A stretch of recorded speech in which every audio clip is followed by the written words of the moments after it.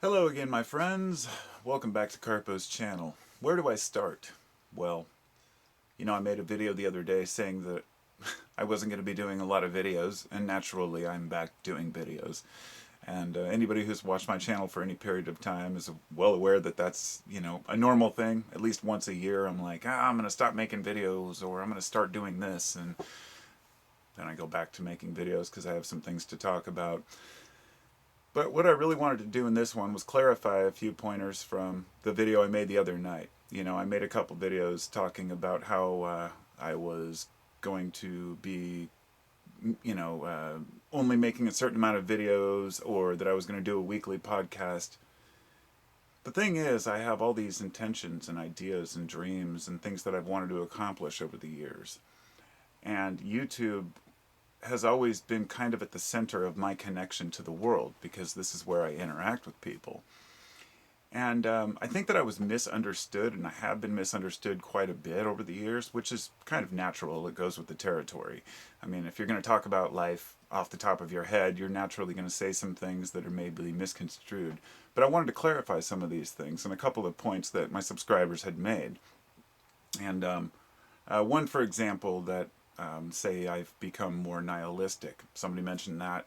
And another one that somebody pointed out was that I don't like being told what to do. And I'd like to clarify, I absolutely agree on both of those points, that I'm not in any way going to deny that. I've always had an issue with being told what to do. And it stems from my own experiences in life. I really don't like being told what's best for me or how I should operate or think. Because if I spent all my time telling others what to think or how they should think, then I guess I'd miss the messages. Because many people I don't agree with most of their ideas, or even some of them. But there are some points that I can learn from each person. And I make it the point to try to not point out other people's personal follies, because I know that we're all having a rough time at it at one time or another. And I thought back to when I lost my father at 15, and that loss, I didn't realize for like 20 to 30 years how much it affected me in the way that I interact with the world. But I had a built up resistance to bullshit, and a built up resistance to becoming too close with people. And anyone who's lost somebody close to them knows that you can build up a little bit of resistance to being too connected with other people.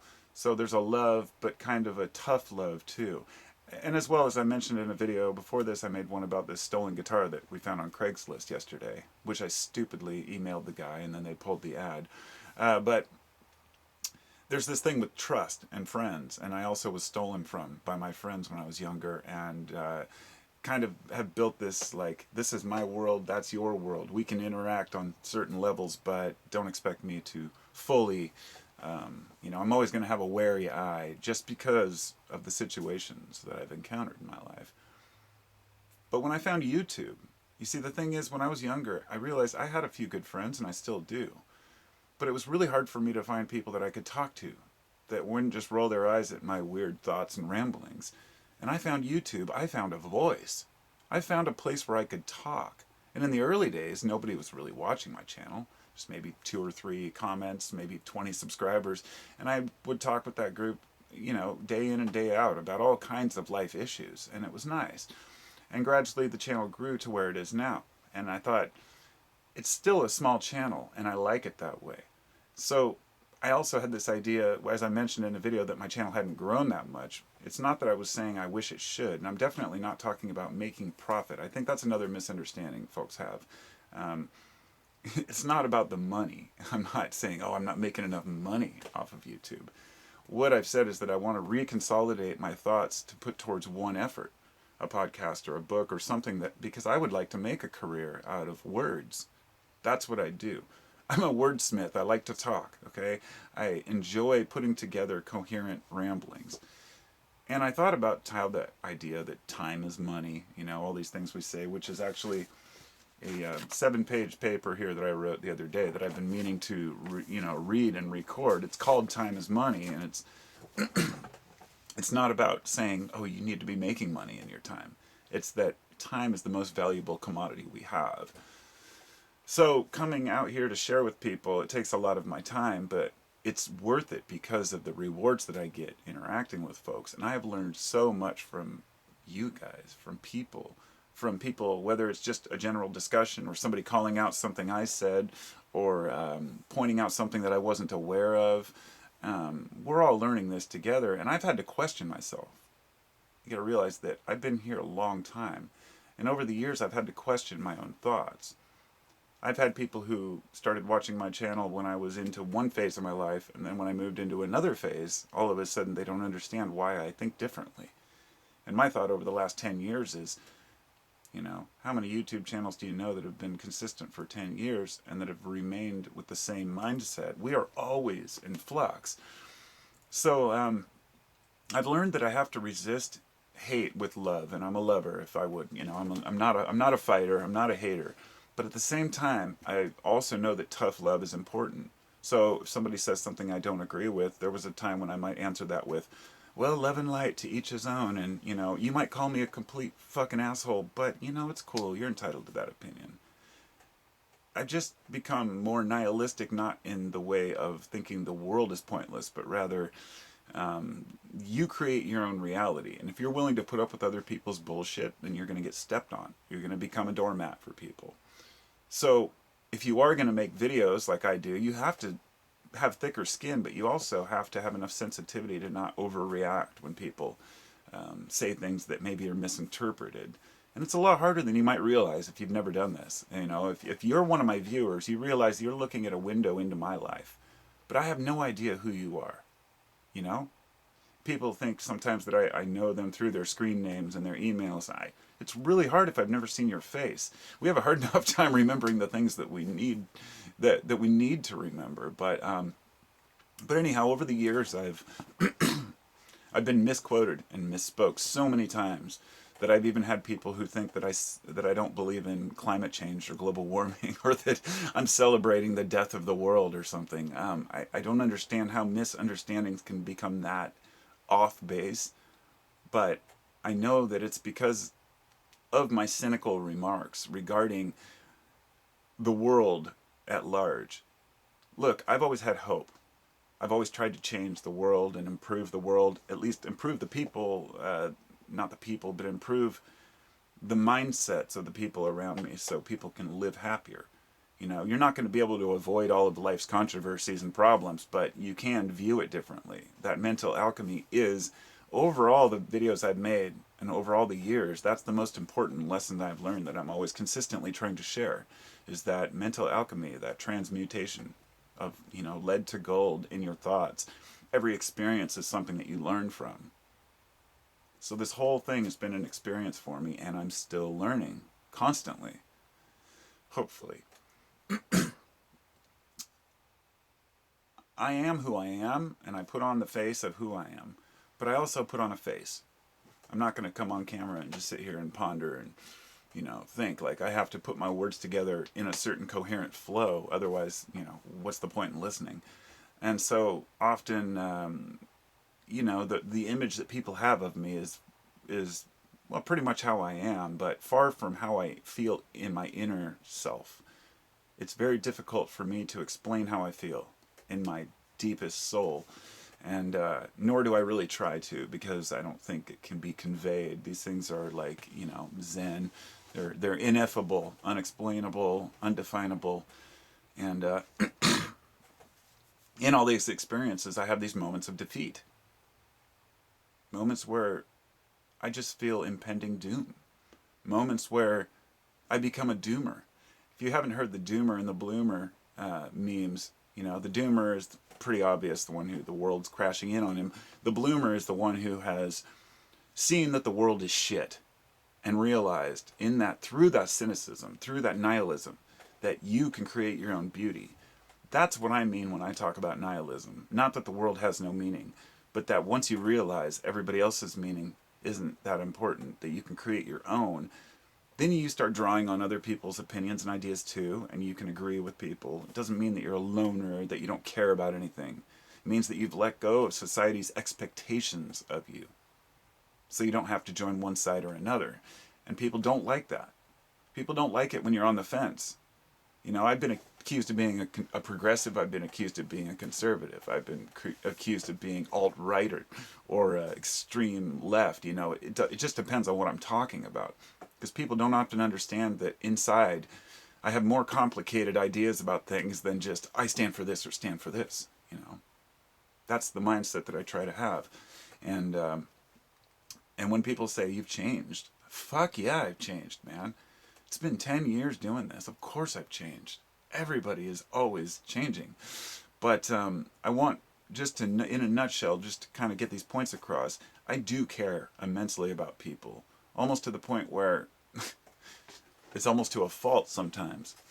And I care, I care about the world that I live in. I care about the wars. I want peace on earth. I want people to stop fighting and bombing civilians. You know, I want to prevent the senseless death of humans, of animals, of plants, forests, oceans. But we have to step back and say, whoa, you know, I have to live my life too, and I can't be consistently drowning in this emotion for the way the world's falling apart. Because when you look at the bigger picture, you say, well, we're just a blip in time.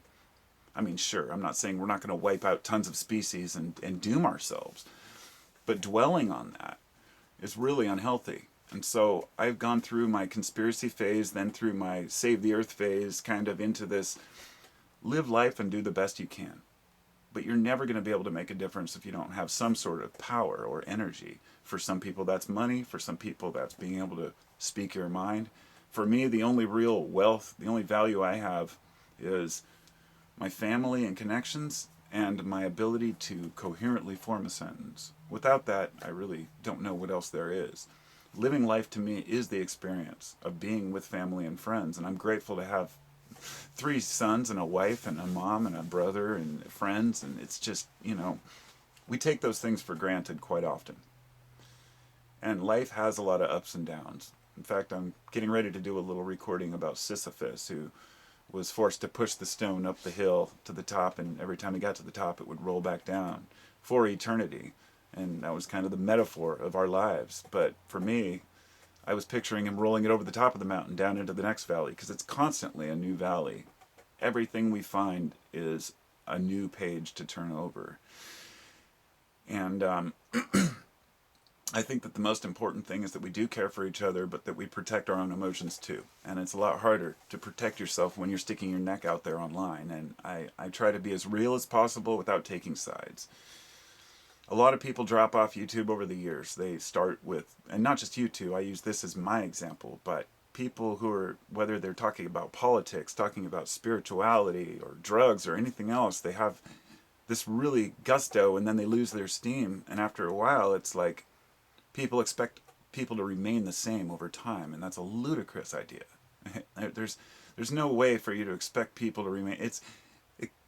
I've noticed a good metaphor for that is music. When a band comes out with a new album and they haven't put one out in years, and in my era it was the Black Album by Metallica. When it came out, it was instant shit. Everybody hated it because it was new and it was different. But as musicians mature and they change their music, whether it's for selling out or not, the point is that as you mature, your music does mature and change. And the old schoolers who remember your old stuff just want that. We expect that from artists too. And I'm just pointing this out as a criticism of other people. People who give you information or news or art or present you with ideas like I do. When you criticize people for changing, then you're not understanding the mindset of change. It's everything is constantly in flux. And it is hard to stick to it sometimes, but I continue making videos. I'm affected by the chaos. I'm embarrassed about my country. I'm embarrassed about my fellow man and the problems we have in society. But I also cherish and celebrate those people out there who are fighting for truth, justice, who are standing up for their integrity and what they think is right. So when I push it both sides, just realize it's not that I'm, putting down somebody who's trying to make an effort in the world. I'm saying, let's step back for a minute and stop yelling at each other. Stop breaking windows and firebombing each, institutions in a metaphoric way. It's harder to deal with shit through bureaucracy. In other words, sitting here for 10 years talking about the world hasn't changed the world, but it's helped me understand the world. And the more we understand the world together, the better we can make decisions for ourselves. Like what's happening in politics right now. It's been just crazy chaos, not just in the US, but around the world. So, hope takes energy. Just put it that way. Having hope takes energy because when you lose hope, it drains you. So I try to keep an equal balance of hope and being realistic at the same time. And I just wanted to kind of clarify all this and let you all know that I care about you, each and every one of you. Even when I have an argument with a subscriber, I never really mean it personal. I make every effort not to make ad hominem attacks about people's personal selves because I don't know them. But I just want to make a note that often people don't extend that same courtesy to me because they believe they know me. Oh, I've watched your videos for 5 years. I know how you think. You don't know shit. All you know is what I present to the world. And I don't mean that offensively, but I don't know any more about you than you know about me.